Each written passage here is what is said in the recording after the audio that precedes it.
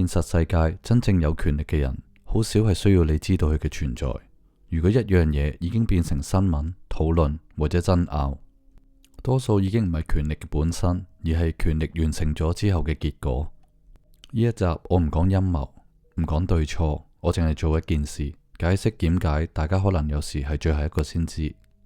好多人一講到權力，個腦裏邊第一時間會諗係老細、官員或者係上邊話事嗰啲人，好似啲權力一定要喺面前發號施令，又或者一定要俾你睇到。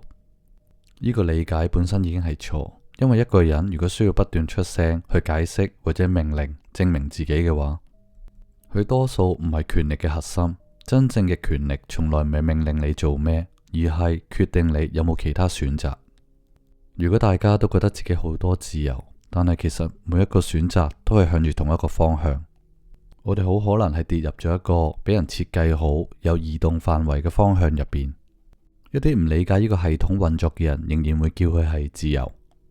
權力最恐怖嘅地方唔係去逼你做咩，而係佢可以令到你覺得除咗咁樣揀，你就冇其他選擇。當一個選擇俾人包裝成理性、主流、負責任，而其他以外嘅選擇就會俾人包裝衝動、幼稚、有風險。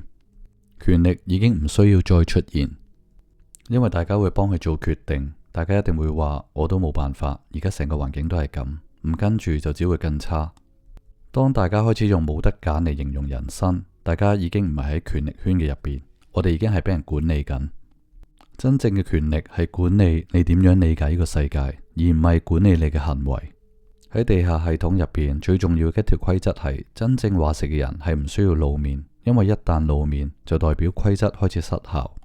大家可以諗下，如果一個系統運作暢順嘅話，人係自然會跟。如果要靠人不斷出嚟解釋、不斷講，代表個系統本身已經開始有漏洞、鬆散。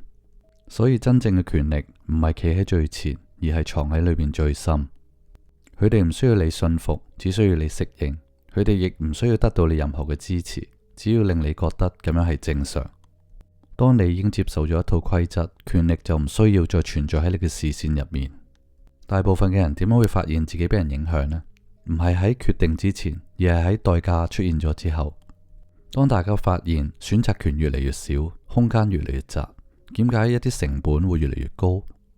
而嗰時大家先會問點解會變成咁，但係嗰陣權力已經一早離場，因為佢哋已經唔再需要管理你，而大家已經學識自我約束。大家會自動避開唔安全嘅諗法，自動會否定一啲唔主流嘅選項，最後自動會將自己放入一個可以被接受嘅位置。大家就會慢慢形成同自己講一句說話：現實就係咁，我哋改變唔到。喺呢度我會問大家3條問題。第一，大家而家做緊嘅嘢係真係自己揀啦，定係我哋驚唔揀會更差？第二，如果大家而家停一停，慢啲，咁會唔會有其他負面嘅代價出現呢？